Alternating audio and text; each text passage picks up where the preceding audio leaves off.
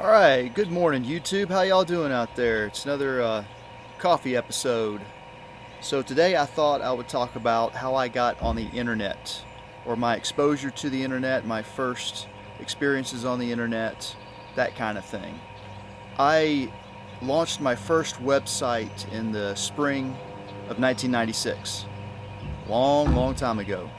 I found myself in an interesting circumstance, I guess.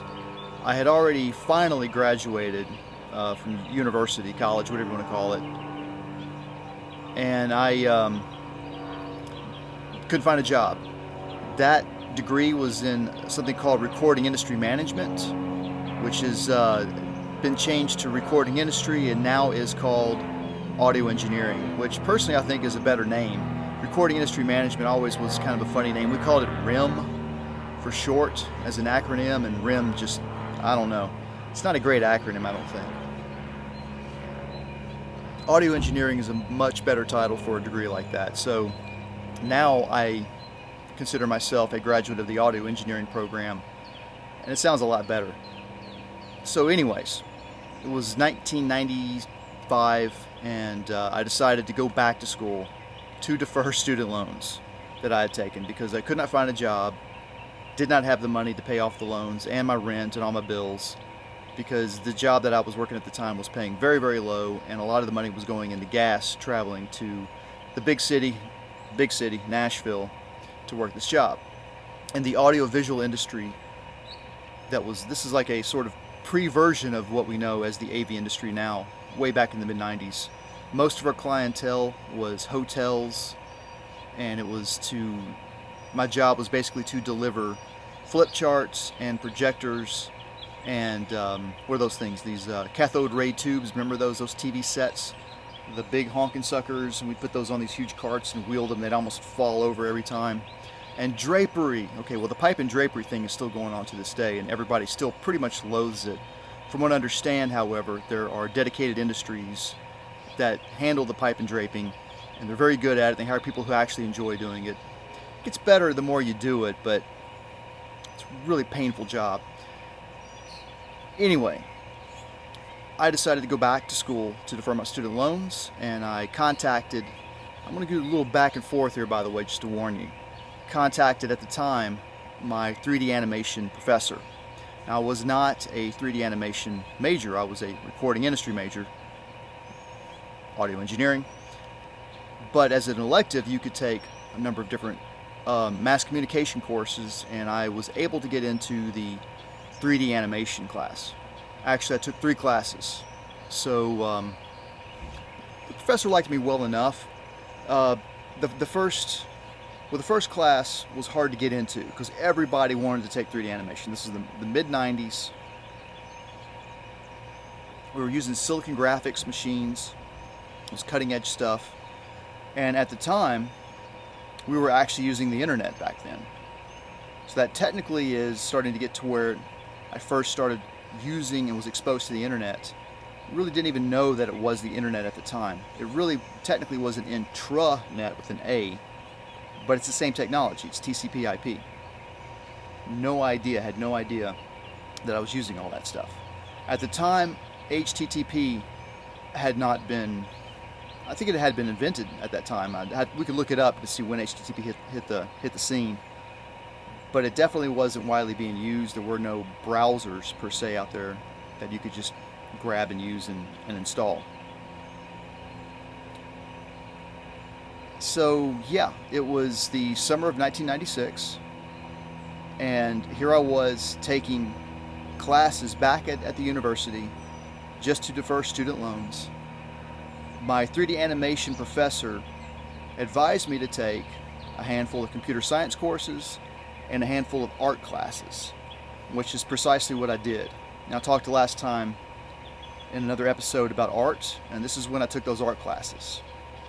I also took an equal number of computer science classes, mostly dedicated to the languages C++, C, and various shell languages in the Unix operating system.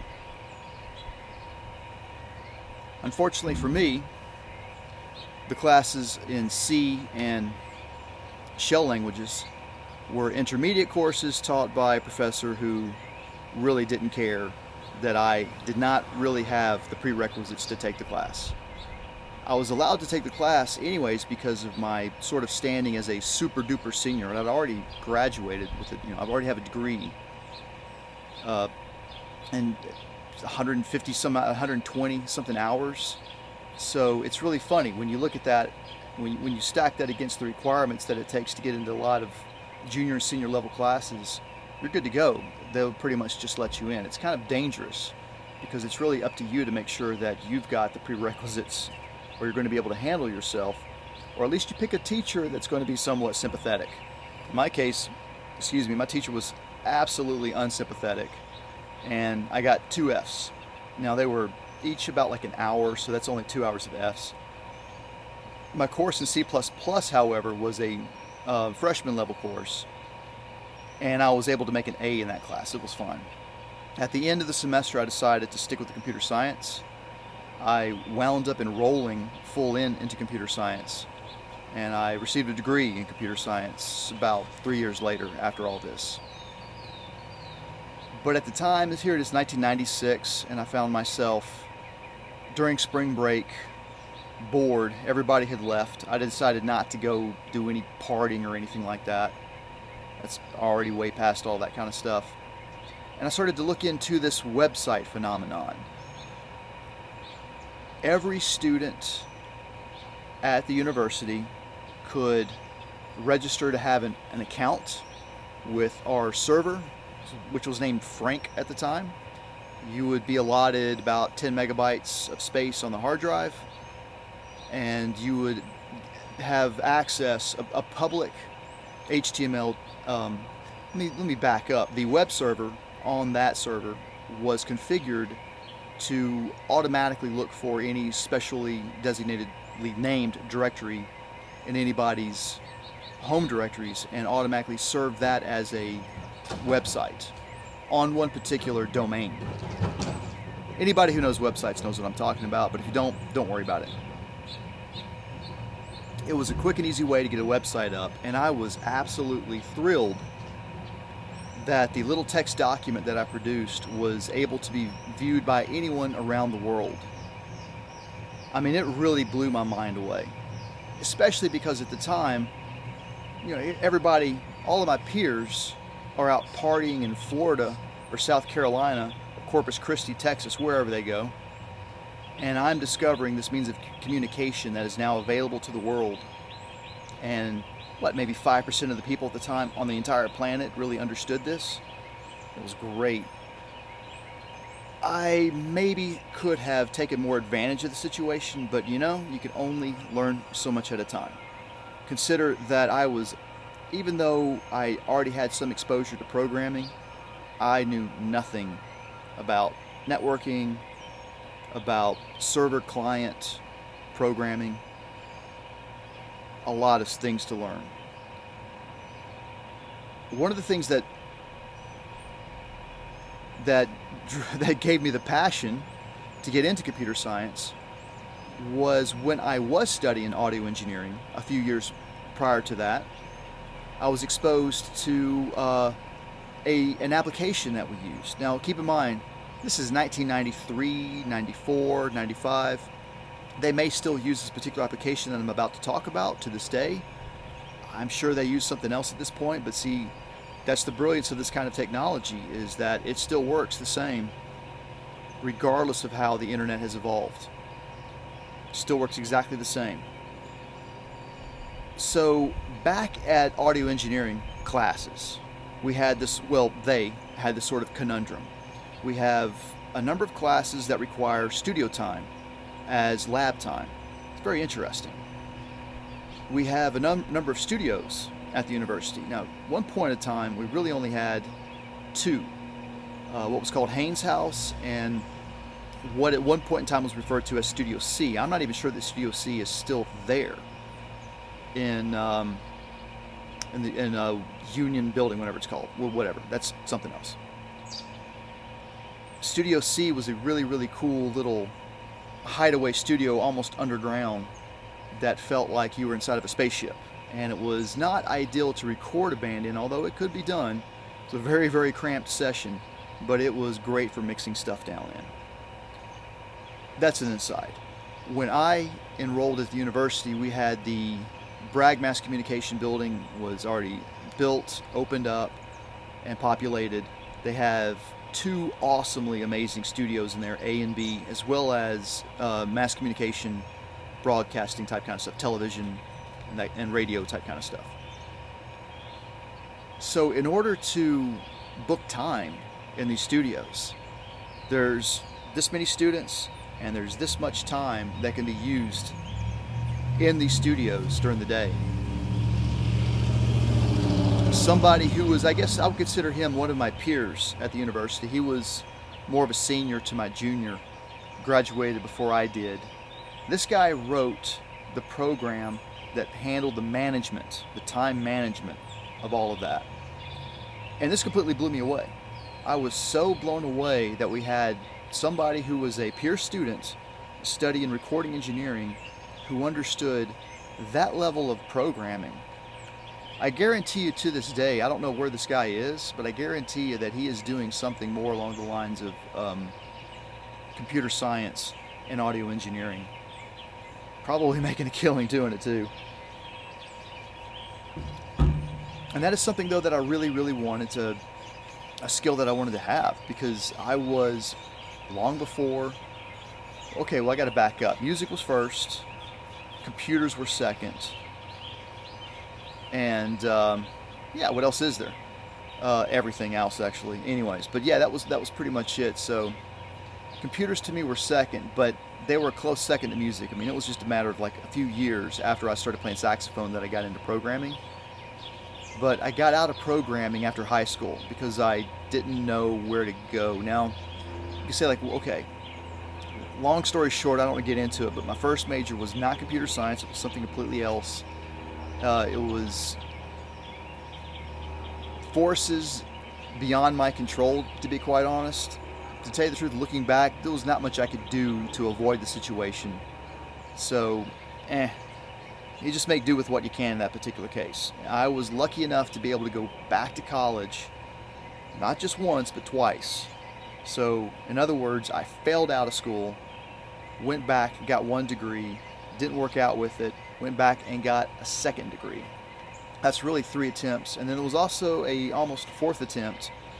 After 9/11, I went for a master's degree. But after 2 semesters of studying the master's program in computer science, I decided not to continue and instead just didn't go back, and figured, okay, well now I will be forced to find a job. It was hard to find a job right after 9/11. It made a pretty good amount of sense to go back to school, get back into education. At the time, I did it pretty much for free, and they paid me on top of it because I was a graduate teaching assistant. But that's a whole nother story. So yeah, that time around it was okay because I didn't pay a whole lot of money for it. That's the key to doing college if you can, is to not have to pay for it. I guess the good news is that if you really, really do want to become like a college professor, like either like a master's or get your actual doctorate, a PhD, know that after you graduate, when you come back at the right schools, they will pay you to come back because they need good teachers. And now how you handle politics at the university once you decide to become a professor and seeking tenure, that's up to you, unfortunately. Someone once told me, if you want to do that, be sure you get married. That's a whole another topic for another day though, at any rate. So yeah, here I am in spring of '96, and I wrote my first website, published my first website. It was just one page, basically. I think a bug just hit my head. It was just like one page, and it was accessible everywhere. After that, I was sold hook, line, and sinker, I think. I really saw that this was going to be the wave of the future. I was very optimistic about it. I like to say, that I don't want these talks that I'm doing right now to be rants. I'm really not trying to rant up here. I'm trying to focus on what I like and stay away from what I don't like. I do like the internet, on the whole, but I don't like where it's going right now. I don't like where everybody's taking their websites, the technology that's used to be and run them. I think we're heading into sort of a dark ages when it comes to all of this, and it's widely facilitated a lot by cell phones, smartphones, because this is your interface right here, like something like this. It's just basically nothing. Sorry. It's basically nothing unless there's something there. You see what I'm saying? There's no keyboard, there's no mouse. Let me straighten you up a little bit. You got a little crooked on me. There's no, I mean, it's just a monitor that you can touch. So whatever graphics are on there, that's what's on there. At one time I was very excited about these things, but now I'm no longer excited about them because you're powerless. You people that use only your smartphones, you're absolutely powerless. You have no power when you use them. None. You can only receive information. That's it. Now, that's all that you ever really wanted to do with these devices. That's great. The problem is that everything is being taken away from actual PCs, actual desktop computers where you use a keyboard and a mouse, right? Do you know how to type? How many people out there actually took classes on touch typing? You see what I'm saying? It's becoming kind of a dying art form, unfortunately. We'll see. There will be a renaissance. After every dark age, there's a renaissance. But how long will it take for people to want to go back to the way that it was, in a sense? And unfortunately, the way that it was is most people were not on the internet, let alone on computers. I want to take this back. At the time, in the mid-90s, computers were fairly prevalent. I mean, at that point, pretty much everybody had one in their household. But there were still a large minority that did not have computers in their households. What definitely was not the case was that people were not reliant upon the internet back at that point. So definitely not in 96, of course, but all the way not up until what, 2010? Not until smartphones really started becoming a thing. So yeah, I'm going to leave it at that in terms of, a mini rant, because unfortunately, like when you're talking about things you like, well, when things kind of happen and they change in ways that you don't like, it's inevitable that you're going to talk about it. So I'm going to talk about it, unfortunately. What to do about it, of course, is the question. What are the solutions? Well, now's not the time for that, unfortunately. I don't have any solutions for you per se. I'm definitely thinking about solutions for myself, Meaning, I'm not necessarily going to be able to get off the grid. I'm not looking for that. I'm not looking to run to the hills and to live, completely off the grid out in the woods somewhere, fending for myself and Grizzly Adams. But I do want to get off of the internet. In other words, I want to change my careers. I think I'm going to save that talk for another time, though. Try to keep this back to just the early days of the internet. But I pretty much kind of touched on the kind of main points there, like launching my first website, which again was really nothing. It was just a page that said hello world. From there I learned how to add some pictures. From there I learned how to add a little bit of programming, a little bit of JavaScript behind the scenes, and it took me quite a long time to get to the point where I was actually able to write server-side scripting, so to speak, and definitely able to write something like my peer in audio engineering wrote for our time management software. I should talk a little bit more about that because that is a very, very interesting story. In order to book time for the semester, for your class, so you are a student in audio engineering, of course back then it's called RIM, whatever, and we had three different, there was a few other ones, but three main courses, the beginner one, the intermediate one, and the advanced one. And all three had studio time that you had to book with it. You'd get about 16 to 24 hours. I think it was 24 hours total or something like that. And sessions you could get a 4-hour slot, but you could also get a number of back-to-back 4-hour slots. So for 1 hour, for like one 8-hour slot. I think you're allotted either 1 or 2, and definitely 1, maybe 2. I think it was just 1 though.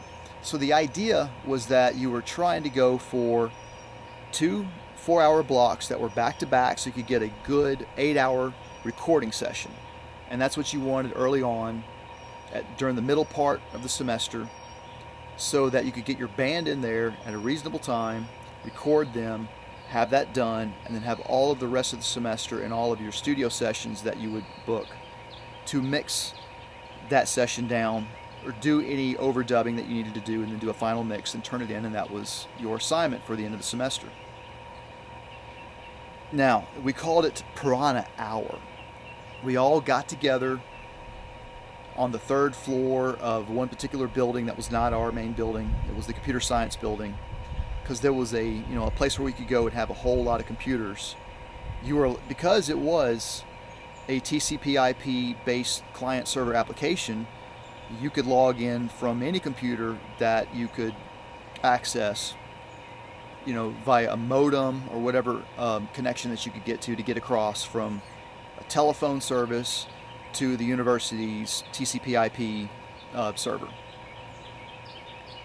And some people who were, like in the know, they did that very thing. Most people, of course, assembled, including myself, because back then I was not in the know, in this one room. And that's when, the bell rang or whatever, and we would immediately just start, log in and start trying to book hours. And this was all text-based. It was also ASCII-based with curses, I believe. You know what that is. So in other words, it was not graphics-based, and it definitely was not a website. It was not web-based at all. So we were not using web browsers. We were logging into servers via terminals on a dummy computer or a smart computer. It didn't really matter. As long as you had a terminal and a keyboard, you were fine. And a login, of course. The logins, I think, were handled by our Frank accounts, actually. So that was a way to use like LDAP or something like that to just, synchronize all that authorization and authentication information. But it was called Piranha Hour, and the way that it worked was within the first 5 minutes, the winners they'd be done. All your hours would be booked. As soon as the bell rang and you logged in, everybody would start trying to book for whatever session. So if you were not the first person to get the one that you wanted, you needed a backup plan. We were told this, so what you needed to do was you needed to have, okay, these are the sessions that I'm going to shoot for. If I don't get them, here's the ones that I'm going to go for after that. If I don't get those, I'm going to go for these. And it was a matter of carefully, entering in the correct information. If you made a mistake, you had to kind of start over. It wouldn't log you out, but it might take you back to, might have to go all the way back to the beginning of the menu and start over. It was horrible. The first time I tried it, I failed. I ended up getting horrible hours. So when that happens, usually you don't get an 8-hour back-to-back. You end up getting 4 hours here and there, and they're always like at midnight to 4 in the morning, or 4 in the morning to 8 in the morning. If I recall correctly, we only could work in the studios from 8 o'clock at night until 8 o'clock in the morning. So that was a 12-hour slot. I'm not sure if that was 7 days a week. It wasn't quite 7 days a week. It might have only been 5 days a week and nothing on the weekends. And of course, whenever holidays, no activity. Beginning of the semester, nothing. So the department has a lot of things that it does. So when the students are not using the studios, they are. Of course, the studios are also being used during the day by the classes themselves. When you're in there taking the class, that's where we are. We're in the studio, either A or B. Sometimes we might go all the way over to C, and that's where the class would be. Sometimes the class would be in an actual classroom. So there was like a lot. The studios were almost constantly in use. And anytime you would go in, they were supposed to be reset, and you'd have to set everything up and go. So that first recording session, wow. You'd have to set all the microphones, the band would have to get everything set up, make sure that everything is routed correctly, And again, what we're going for with that kind of stuff is just trying to get good, clean recordings, noise-free, good performances from everybody, just a good solid recording across the board. Good performance, good mic placement, good signal levels, and proper tape handling. So yeah, all this went to 2-inch tape, by the way. We did have digital tape.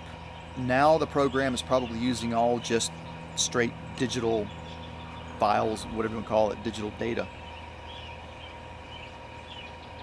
They may have a few programs, coffee's done, by the way. They may have a few programs where they still use tape over there, but I kind of doubt it. Oh, by the way, so yeah, this is instant coffee that I'm drinking, but it's, I forgot the name already.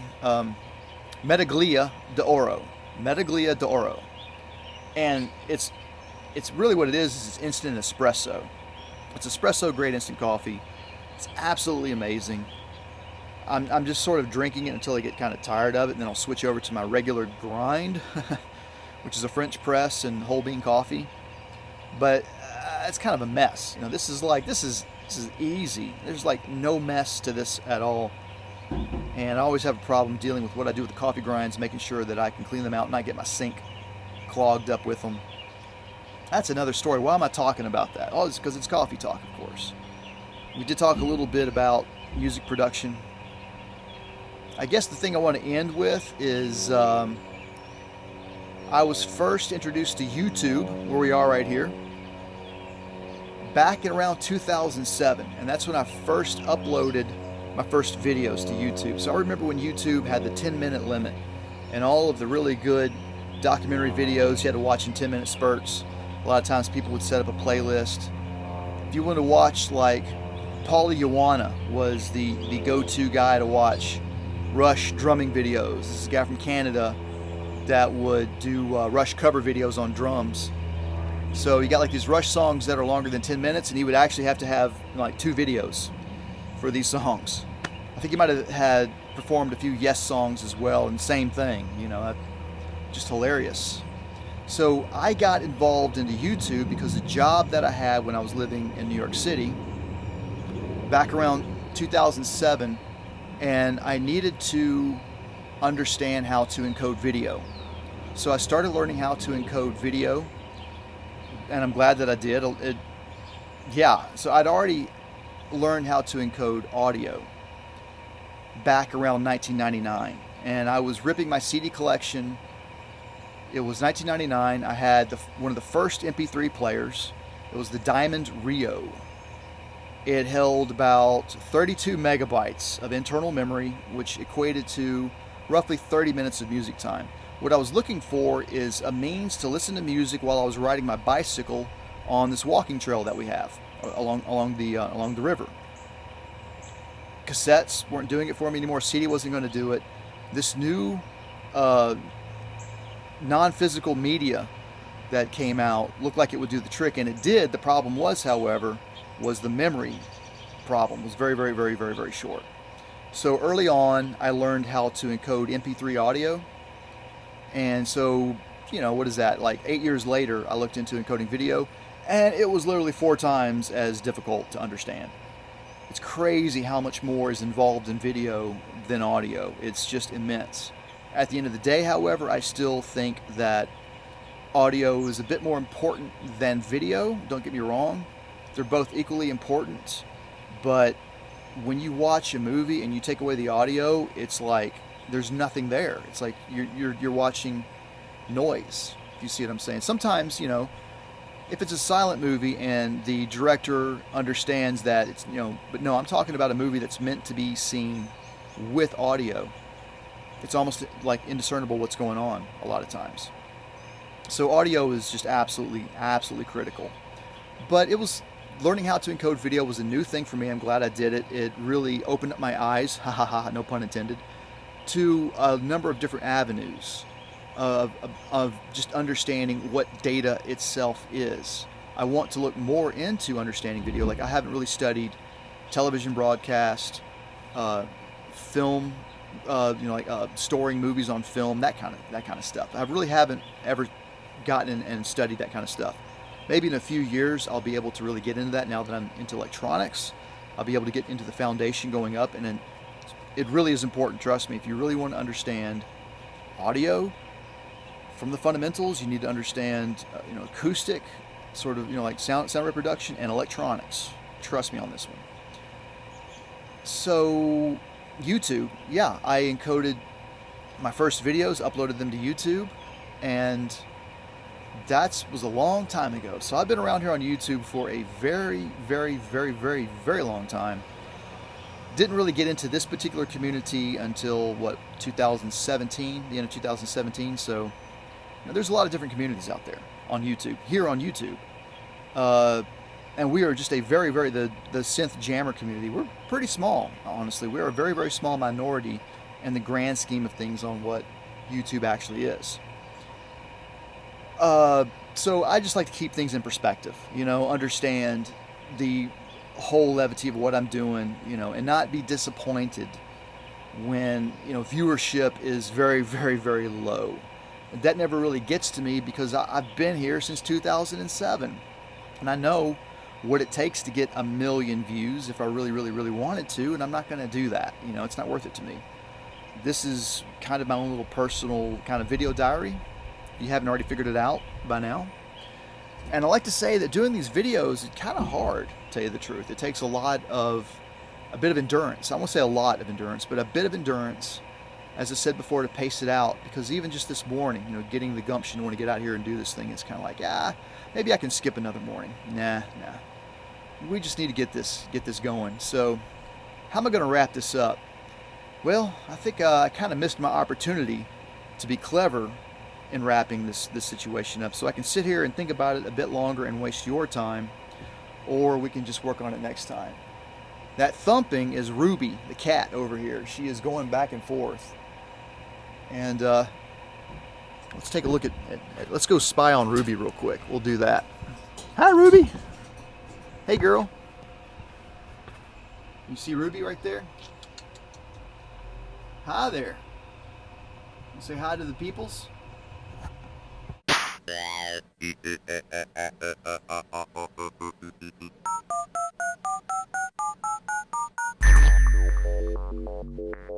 Tell us what is best in life, Conan.